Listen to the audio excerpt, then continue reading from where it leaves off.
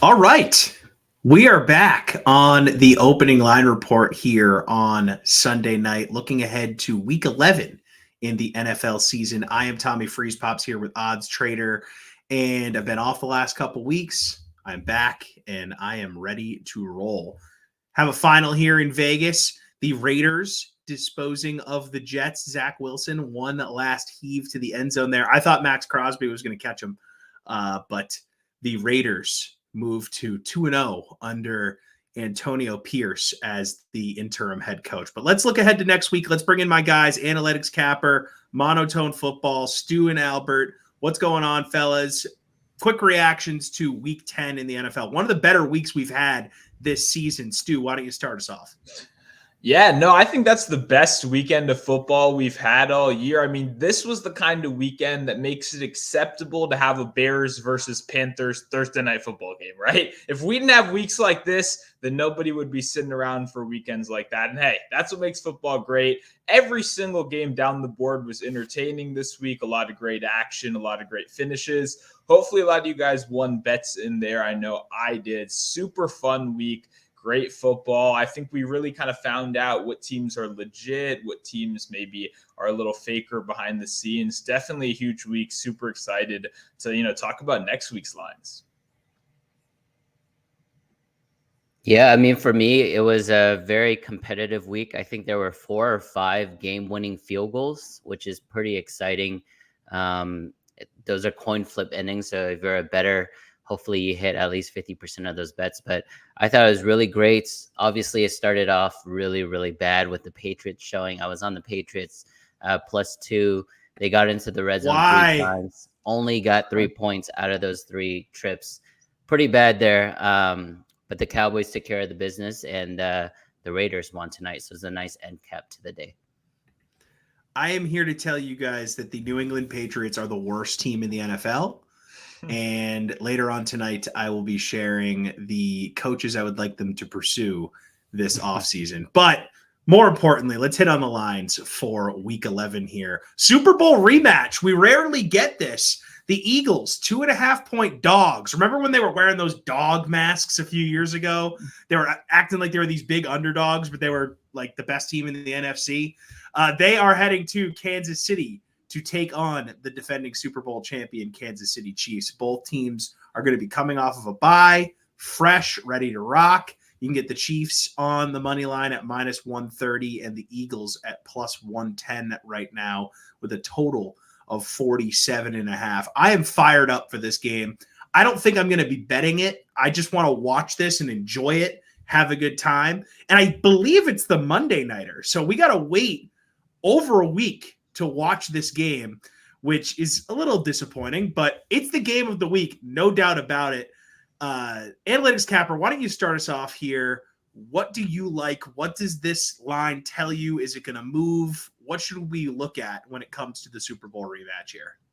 Man, this is a very short line, guys. KC only -2.5. I love how the NFL scheduled this, right? Because both teams are coming off a bye, like Tommy said, so they should be relatively healthy. The Eagles came off a cover against the Cowboys, but if you guys watched that game against Dallas last week, it's not like they dominated that game. They won by 5 points, but it was actually Dallas that moved the ball up and down the field. Kansas City, impressive showing against Miami. They were in Frankfurt. They kept that offense down. They were up 21-0 at halftime. And then, Miami somewhat made it competitive towards the end. So both teams are rested. Yes, Kansas City has a little bit of an element of, the European time zone and getting acclimated and things like that. But I don't think much of that is going to play a big influence on this game or a big impact. The line to me reads a little bit Philadelphia. If I were to bet this game, I would actually do the money line. So I would try to find Philadelphia +120, perhaps, depending on what you're looking at, and just forget about the spread because I think the winner is going to cover no matter what. Yeah, this is exciting. I mean, if you've watched the show a lot, I haven't bet on too many overs so far this season. I definitely tend to lean under, especially with higher totals. I do like the over in this game. I think Kansas City actually does have one of the more underrated defenses in the league. So you're probably thinking, well, why am I telling you to bet an over? I think Philadelphia's personnel is actually going to give them a really hard time, because when you think of what Philadelphia does really well, one, amazing offensive line, incredibly strong. The Chiefs do have a good defensive line, but this is definitely the toughest test. I think they're going to struggle to get pressure a little bit more. We know how important that is. And the number two, the cornerbacks have been playing very well, but we got to remember at the end of the day, guys like McDuffie, still a fairly young room. Dealing with A.J. Brown is a little bit of a different test right here. So for me, I see this as more of an over game. At the end of the day, if you're going to, put a gun to my head and tell me to pick a side, I'm going to pick the Chiefs, especially off of bye week. Andy Reid is not done me wrong off of a bye in his career. I don't think he's going to start now. At the end of the day, Patrick Mahomes, is the best player in this game. Andy Reid is the best coach in this game. I'm going to back the Chiefs in this one. Yeah, I rarely bet against Patrick Mahomes in big spots. I mean, I don't have his numbers in front of me as far as career record go, but I think the guy's lost like less than 15 games ever. I mean, the dude just wins football games, but this is a different opponent. And before we move to the next game, I want to ask both of you guys this. What team do you feel the most confident in right now in getting back to the Super Bowl? Because the Eagles have not looked like the Eagles of last season. Obviously, they're crushing it in the win column, but eye test tells you it's not the same team. And the Chiefs, personnel-wise, seems like year after year, that receiver room gets worse and worse, and Mahomes just wills this team to victory. Travis Kelce's pretty good as well. But where we sit today, which team do you feel more confident in getting back to the big game, which will coincidentally be in Vegas, where Sunday Night Football was tonight, which Mike Tirico loved to just, salivate over. But Stu, why don't we go to you first here? Who do you feel more confident in? Yeah, I think the question's very good because it changes, and I wasn't sure what you were going to say, whether it's to make the Super Bowl or to win the Super Bowl. Because for me, if it's to win the Super Bowl, then the answer's the Chiefs, right? I think the Chiefs are the best team in football. I think they have the highest ceiling in football. But if it's just to make the Super Bowl, then I think it's definitely the Eagles. And even a guy like me who's been a little bit lower on the Eagles so far this season isn't going to argue with you there, because simply their path to make it there is just a little bit easier, right? I don't think they're going to have quite the grueling challenges that Kansas City will have on their path to the playoffs right here. So I think, if it's just one of these teams, or any team, in fact, in the league, to just make the Super Bowl, just have their spot in that game, I do think it's probably the Eagles. I think that's your safest bet. I think for me, it's pretty simple. It's really going to come down to the quarterback. And I think Patrick Mahomes is the best quarterback in the game and has been now for several years. Everything goes through Arrowhead. The streak that he has right now with the AFC Championship game and hosting that game, I mean, that's not going to end. And with the Philadelphia Eagles, I just think there's a lot more competition in the NFC. Some teams that are like second-tier teams that are really feisty and could be really hard outs in the playoffs, like the Lions, like the Cowboys. I'm not even mentioning the 49ers and teams like that. So there's a lot of flaws. I mentioned this on a previous podcast. I think a lot of it is the play calling in Philadelphia. It's not as effective as last season, but they are getting better. They are getting more healthy. Weapons wise, they are the top in the league, right? They have all pros all over the place, pro bowlers all over the place. But when it comes down to it, Patrick Mahomes is the best player in the league. Yeah, I'm stoked for this game. It's going to be a ton of fun. And I'm kind of happy it's on Monday night, standalone. There's going to be all sorts of coverage that day leading up to it. It's going to be a fun one. Good job by the NFL off of bye, giving them that extra day. Should be good. So another game that's in the primetime window, not a lot of rest for these guys. Thursday Night Football, Bengals in Baltimore. Two disappointing losses today. I think that the Cincinnati loss, if you've been paying attention, wasn't that surprising. Yes, the Bengals have been playing a lot better, but Houston is legit, and CJ Stroud is awesome. Love what DeMeco Ryans is doing with that squad. They were scrappy even when they had a bad record the last couple of years. Houston just always hung around. So they get CJ Stroud, they get their guy. What a win today. That was a ton of fun. Baltimore blowing it against Cleveland. So now we got this AFC North battle. Bengals 3-point dogs heading into Baltimore. You can get the Ravens on the money line at -155 and the Bengals at +130 with a total of 44. I am leaning Bengals here. I kind of like Burrow in the bounce back spot on short rest. I think Lamar got banged up a little bit today, and I don't love him on short rest. So give me the Bengals as a dog heading into Baltimore to send a message that, hey, yeah, we got punched in the mouth a little bit on Sunday, but we're still super legit in this AFC. Analytics Capper, why don't you start us off here? I'm on the other side. I like Baltimore here. It's a short week, which is usually an advantage for the home team. You mentioned it. Both teams are coming off really, really bad losses. Both teams coming off a loss where they lost in the final seconds by a field goal, right? Houston, game-winning field goal. Browns, game-winning field goal. I think in a short week, the offenses that are a little more, I guess you can call it basic, but just less complex, more focus on the running game. Things like that, I would give the Baltimore Ravens the advantage there. And so I like the Ravens here. I think it's already moved a bit. I think it's already maybe up to 4.5 in some places. So that money line number has moved. But I do like the Ravens. Again, both are bounce backs and is a revenge spot for the Bengals. They played earlier in the year in Cincinnati and Baltimore beat them. So usually I like the flip-flop, the bounce back spot, but I like Baltimore here, and I think they're going to get the season sweep on this team. I'm with you, AC. We're on the same side right here. I was hoping I'd be able to talk about a Baltimore bounce back, but both teams are in need of a bounce back. So unfortunately, you can't really use the narrative there. One thing very concerning that will be more notable as the week progresses: Sam Hubbard already out on that D line.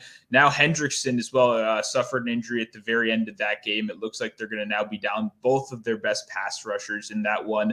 Not great, right? Lamar Jackson under pressure. That's how you beat him historically. So if Cincinnati's not going to be able to get that pressure down some of their best pass rushers, then I do have a lot of concern from how they're going to win that. And AC kind of killed it. He nailed it. This Baltimore team, I trust them on a reduced playbook. Like, you just let these guys play ball, and I think their average level of output is significantly higher than the rest of the league. Because at the end of the day, they got a lot of natural talent on this team, and like AC said, they love to run the ball. And at the end of the day, they're not doing anything super complicated. It's a lot of inside zone concepts. They're getting Keaton Mitchell involved, who looks like a stud so far, barely touching the ball. He has the same kind of rise a Chain had in Miami over a little bit earlier in the year. Very funny for two super small speedsters in the NFL. So yeah, I like the Ravens in this one. At the end of the day, still the much stronger defense. A little bit of a rougher outing right there. I think they bounce back in prime time.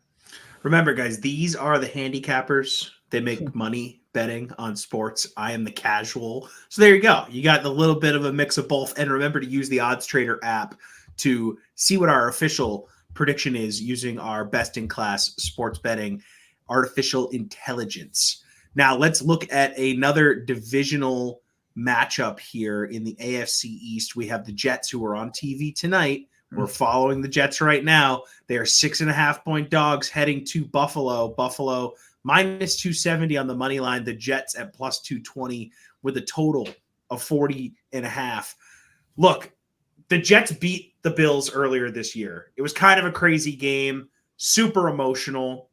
Then the Bills went on their little mini run, like, hey, that was a fluke. We're good. Now they've been slumping. The Jets, I don't really know what to make of them. They have a great defense, but they can't put the ball in the end zone. 6.5 kind of feels right to me, even though I don't love the Bills. I just don't really think they got the mojo right now up in Buffalo. It's super unscientific, I know, but they feel like a proper 6.5-point favorite at home against this Jets team right now. Stu, what say you? Yeah, I mean, it's not even just a gut thing. I mean, ever since this team lost Matt Milano, they lost White in the secondary. They went from a top 10 defensive unit to the worst coverage team in football since that moment.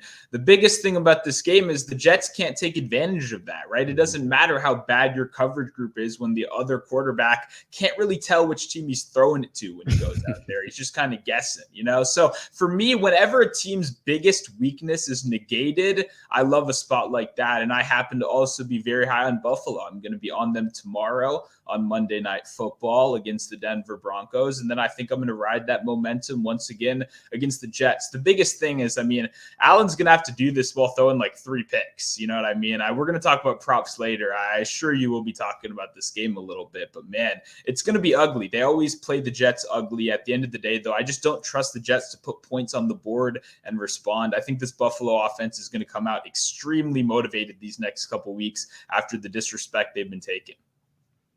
Stu, we are in agreement again. For those who don't remember, they played in the first week of the season. The Jets won in overtime, even though Aaron Rodgers got hurt. This is a revenge spot for Buffalo. I'd like this all the way up to double digits. So if you want to ladder this to 8, 8.5, 9, 9.5, I think Buffalo is going to come out early and often, just like that Miami game. They do want to make sure that they show those in the division that it's still their division. Buffalo is coming off a really bad loss in Cincy. We all know that, but they are playing again tomorrow night, which I think they're going to have a good showing. I don't have a play on that yet, but I love this spot against the Jets. Everybody's focused on Aaron Rodgers' return, and if the Jets are competitive, he's going to get in there and take them all the way to the promised land. I think it's going to end before he's healthy. They're now lost 2 straight. I think they're going to lose the 3rd straight against Buffalo next week, and I think it's curtains after that. Yeah, I saw today that Rodgers is targeting a game against Miami, I believe, in December. All right, man, whatever. I feel like he's just talking as it is. I saw the Lebitard show is even questioning if he really did tear his Achilles. I love it. Just throw all the shade at Rodgers. He annoys the crap out of me. All right, let's look at another divisional game here out west. The Seahawks -3 at LA. The money line has the Seahawks at -148 right now, and the Rams at +124 with a total of 44.5. Rams coming off of a bye. Apparently Stafford is going to try and make a return for this one. Seahawks are one of these teams, again, I feel like they win, but I don't necessarily trust them all the way yet. It's kind of how I feel about Buffalo. The fact that they were in this game with the Commanders today tells you everything you need to know about Seattle. And then, they got their pants kicked off. I don't even know if that's a phrase, against Baltimore 2 weeks ago. So it's like, who is Seattle? What are they? I guess this is why we're putting it at a field goal game against a Rams team, which has been better than we thought they were going to be, but isn't, a tier A, tier B team even in the NFL right now. So, Analytics Capper, let's start with you here. Where do you see this one moving, and what side are you on? Yeah, I see it moving towards the Rams. Coming off a bye week, it's always a big advantage for that team. We also know McVay basically owns the Seahawks. He's covered now the last 6 games overall against them, and I think 9 of the last 10 Sean McVay has covered against Pete Carroll. So he knows how to play against that team, matches well against that team. Obviously, it depends if the quarterback, Matt Stafford, plays, but I like the Rams. I think they're going to come out feisty. I hope, myself and Stu align on a 3rd game, but to me, it's a Rams play or nothing at all. And it's one of the principles I have, right? So I think it's going to move towards the Rams. So +2.5, maybe even +2. And then for those who followed me, the last few weeks, I don't like short favorites. So, just by default, I'm going to look at the underdog there.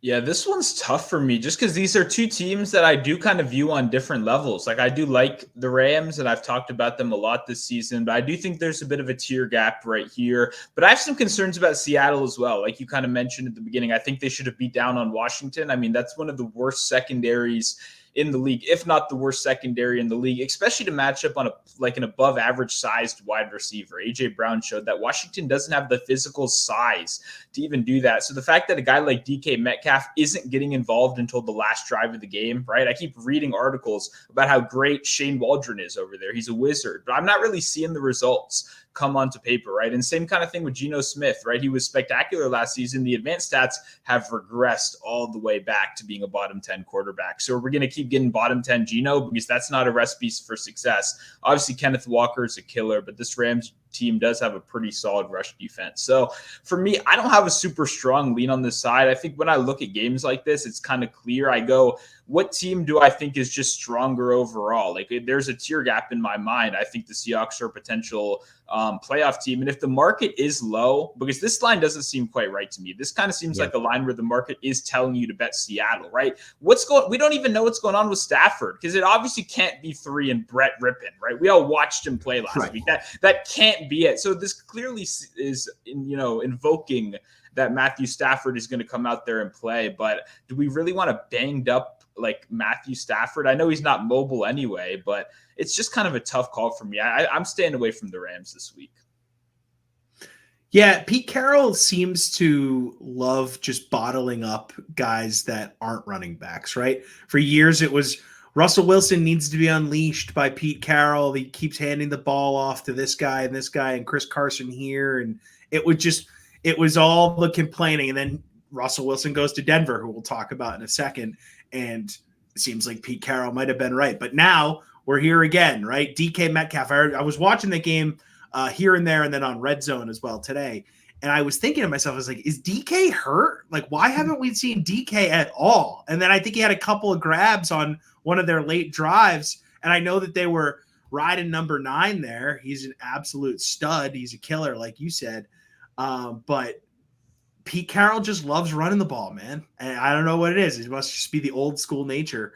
And Geno's just not that good. I think we kind of saw him have his sort of moment in the sun last year.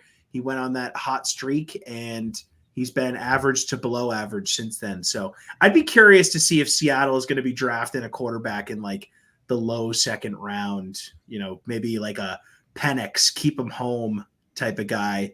That would be kind of a cool story. I don't know. I'm just talking out of my ass here. All right, let's go to I believe this is the Sunday nighter. It is the Minnesota Vikings heading to Denver as 2.5-point dogs. So you have the Broncos at -135 and the Vikings at +114 and a total of 42.5. I don't feel like the Broncos should be favored in like any game, period. And I know they play tomorrow night here, so maybe they will, have this line moving a lot based on what happens in the game tomorrow night. But I saw Minnesota do its thing today against a good New Orleans defense. Dobbs seems to just have captured the locker room here. He seems to be a good fit for what they do. They have good weapons. Yes, I know Jefferson hasn't been there, but Addison's a beast, and they're just making things happen with Minnesota and Josh Dobbs here. So I think it's a great story. I kind of want to back the Vikings as a dog. I feel like, again, tomorrow night, Denver still needs to play, so that will determine a lot. But I could see this line moving in the Vikings' favor here as the week goes on because people just hate the Broncos, right? So, Stu, why don't you start us off here? What do you think heading into Sunday Night Football next week?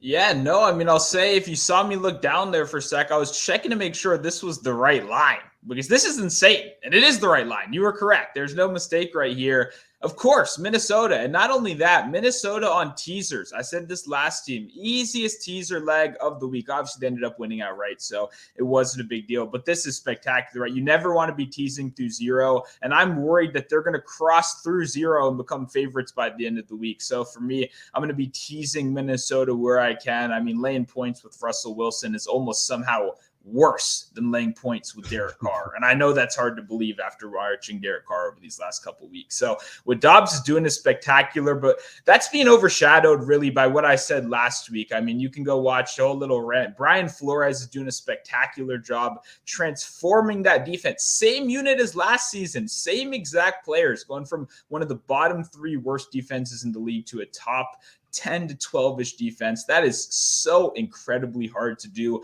in the modern NFL, and that's a testament to his coaching ability down there. Who's on the other side? Sean Payton, the guy's hitting bongs with like his cousin. He doesn't care what's going on. He just wants Caleb Williams. So easy Minnesota pick for me this week. Stu, we were on a really good streak there. We are at our first disagreement. I'll caveat that by saying if Denver loses tomorrow night, which I fully expect they will, and I think they're going to lose in blowout fashion, I'm going to like Denver the week after. This is a perfect, those situations where you buy a little so high. Minnesota is on fire right now. Everybody knows the amazing story with Dobbs, but even before Dobbs, they've won now 5 straight overall. This line is going to move. It's probably already moved before tomorrow night's game, but then even after Denver loses, it's going to go to pick 'em or even Minnesota -1, something like that. But I like Denver. So for those who like Minnesota, I would jump on it now before it continues to go the other way. If you like Denver, then it'd be better for you to wait, especially if the momentum of Minnesota's positive news continues and Denver gets blown out tomorrow night. But I think Denver has kind of corrected itself. It's won 2 straight games now. Again, the both of us expect them to lose to Buffalo, but I think they've kind of instilled some of the principles that Sean Payton had in New Orleans. Very, like a fundamentally sound offense, not making a lot of mistakes. Russell Wilson, if you look at his numbers, is astronomically better than last season, and I think that's due to coaching and comfort there in Denver. So I kind of like Denver in a bounce back spot next week after the loss to Buffalo. So predicting the loss to Buffalo, resulting in the bounce back spot here. I like it. And this is a perfect example of why this broadcast needs to exist for the sports bettor.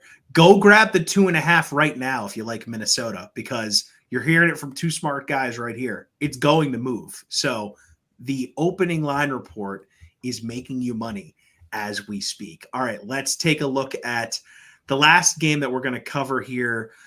One that I just threw in because I was looking through the slate and I was just trying to think of something else for us to hit on here. I feel like Detroit only being a 7.5 point favorite against the Bears is a little disrespectful. And I know the Bears are coming off a win. I know we love Tyson Bagent and the D2 story here, but like the Lions are awesome. And I know I railed on them a few weeks ago and I vowed to never bet on them again. But I'm going to be hammering them against the Bears here. I'm going to be looking for alternate spreads here where I can, 12.5. I think they're going to destroy the Bears at home here. What say you guys? Am I crazy? But why are we giving the Bears this much credence here heading into a divisional game against one of the best offenses in the NFL? Albert, why don't you get us going here? Yeah, Tommy, I think your initial, prognosis of the line is completely right. 7.5 is a very disrespectful line for Detroit. One of the best teams in the NFL. I think it's the reputation, it's the brand that people are not believing in, but they are a really good team. And it's not just this year. They've been making strides now for the last season or two, under their coach there. But this line has moved. So fully agree with you, Tommy. I think it opened at 7.5. It's up at 9.5 at most places, and depending on what you're looking at, even 10. Even then, I still think it's a Detroit play. There's no way you can back Chicago in this spot, even though it's a divisional, rivalry game. It's a road game, which usually favors the road value there, but I can't get there with Chicago.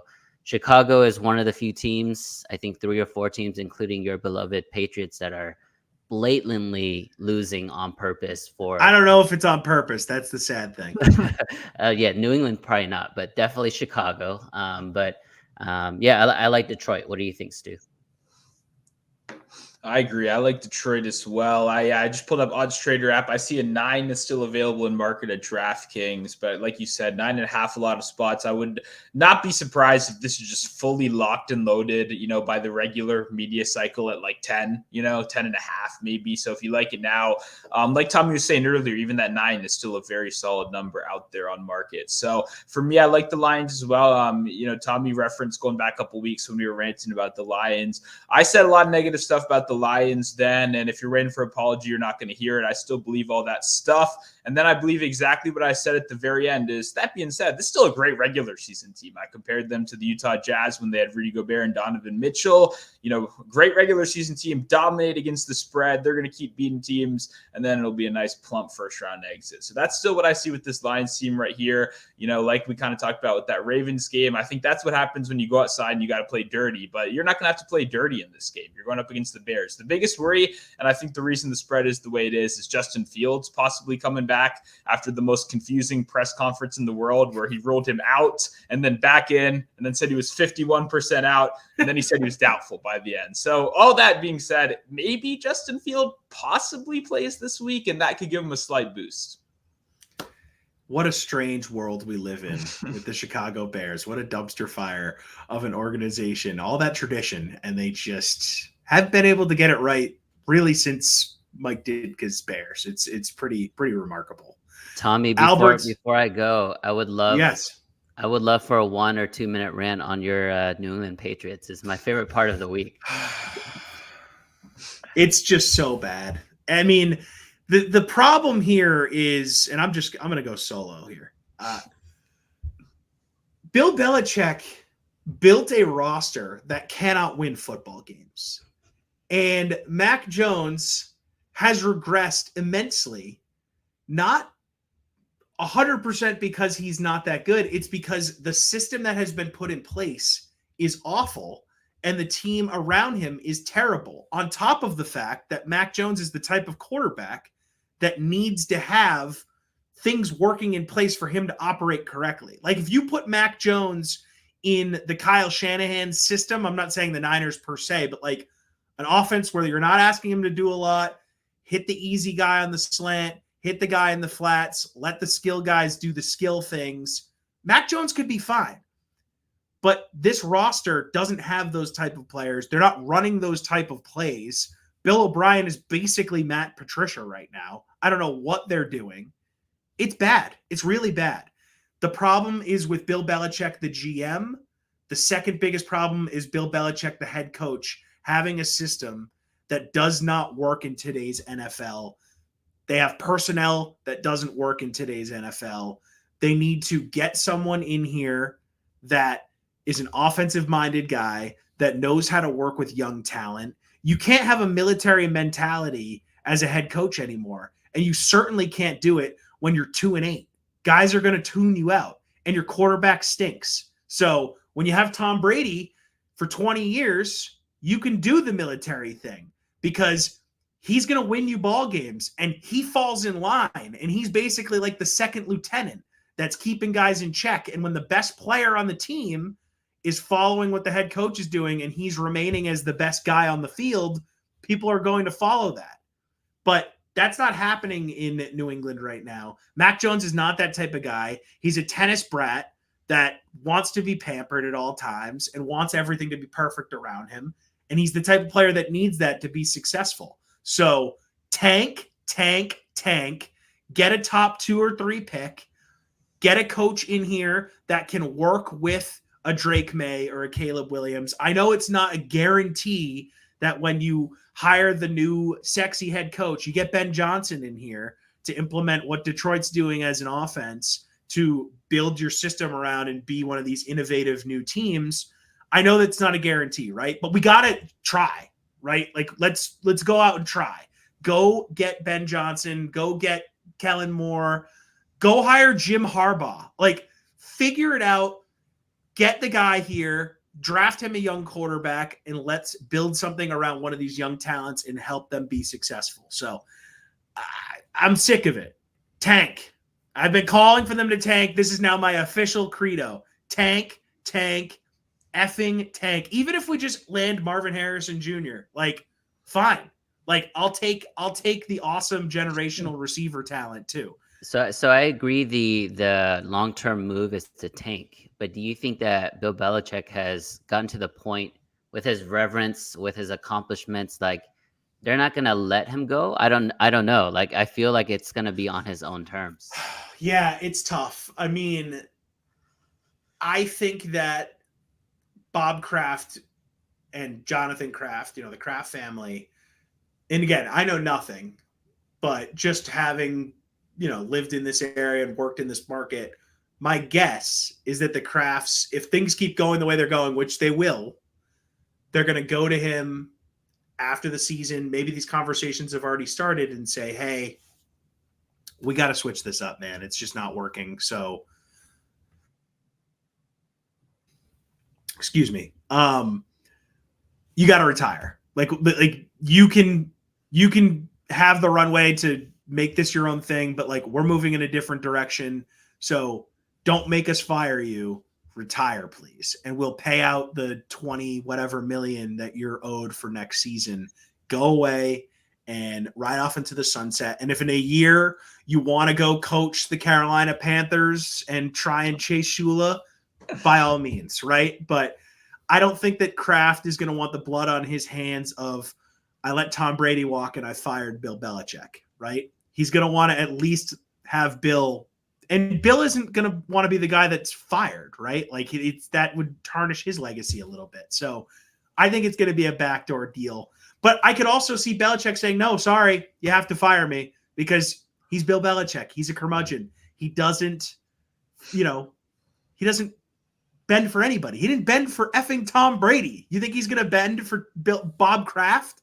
Him and Kraft, they have like this weird business relationship. They're not pals in any way. So, man, it's weird times around here, man. It certainly, but this has been building, and I've talked about this on the broadcast really since the middle of the season in 2019.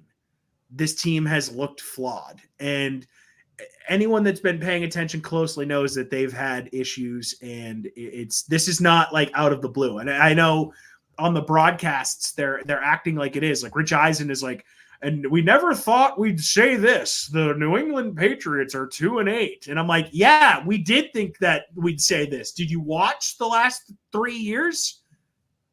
The magic's gone. It's time to reinvent. Let's go. So, Albert, I'm sorry I've kept you a little bit longer, but I needed to get that off my chest. That was awesome. It was worth the wait. Yeah, in case anyone skipped to this point and they didn't hear all that, just so you know, he wants to hire John Gruden. He wants to draft Quinn Ewers, and then he wants Bill Belichick to start a new dynasty with the Panthers. Because that might have been the best thing you said right there. The Panthers with no first-round pick, bringing in Bill Belichick to draft a bunch of off-ball linebackers and undersized Division II offensive linemen would be the funniest rebuild I've ever seen in my life. So I am praying that the Carolina Panthers, once they get rid of Frank Reich at the end of this season, look to Bill Belichick as their next head coach. That would be – and GM. We can't forget he has to be the GM. Exactly. You have to let Bill be the GM anywhere he goes because, he's a genius GM drafting N'Keal Harry in the first round in the same year that DK Metcalf and a litany of other amazing receivers, A.J. Brown, all getting drafted behind him. Yeah. Good job, Bill. Good job. And again, I love Bill Belichick, right? But at a certain point, you have to just call it what it is. The game has passed him by. He has refused to evolve. A guy like Nick Saban, his best friend in football, right? Like maybe they're not exactly best friends, but media likes to say they're best friends. Nick Saban has evolved over the years. Yeah. It was defense the first 15 years of his head coaching career. And then he saw the way the game was moving. He said, I need to bring in offensive innovators to help me change how I'm doing things. And they had some of the best offenses in the history of college football for a stretch and some of these amazing receiver rooms. And you see Nick Saban doing the Dougie in living rooms, trying to get the best recruits to come in. Bill Belichick ain't doing that, right? It's like, hey, here's the rings. This is what we do. Fall in line or we're going to cut you or you just don't sign here. That doesn't work today. It doesn't. People are softer now. All right. I'm going on too far. AC, thank you so much. We'll talk next week. Thank you guys. Have a good one. See you, buddy. All right, Stu. Let's give the floor back to you here and let's get back to winning people money. Hit us with your early prop leans for week 11. Yeah, sounds good. I'll start out with a spot I talked about a little bit earlier. I like Kenneth Walker a lot this week. Kenneth Walker has been very dependable over these last couple weeks, the kind of guy that's locked into that 15 carry minimum role, right? The bell cow on a team. And to be honest, like I said earlier, I don't really see the Rams in a position where they're going to be leading in that game, especially with the questionable quarterback play. But even if they are, I mean, are we really talking about a situation where they're up by, multiple scores to ever get Seattle away from the run game? I don't think so. And you kind of said it earlier. At the end of the day, we know what Pete Carroll wants to do. He wants to run the ball, slowly move down the field, get those first downs, let the defense play ball, and win a slow, boring game. That's what Pete Carroll's ideal football game looks like. And I think they should be able to carry that game script out without too much worry. Another guy I really like this week, I like A.J. Brown. I talked about it at the top of the show.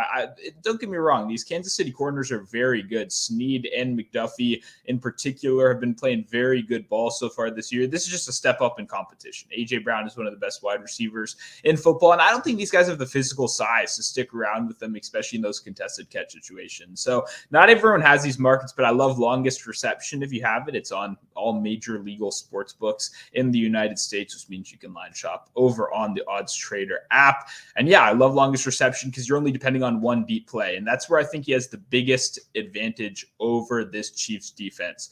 Finally, talk about one more game. Oh, I had to bring it up. Unofficial toilet bowl this week. We got my Washington Commanders going up against the New York Giants. I mean, it's unfortunately going to be on my TV, so I've got to have a little action in there. We're going for a little bit of a long shot.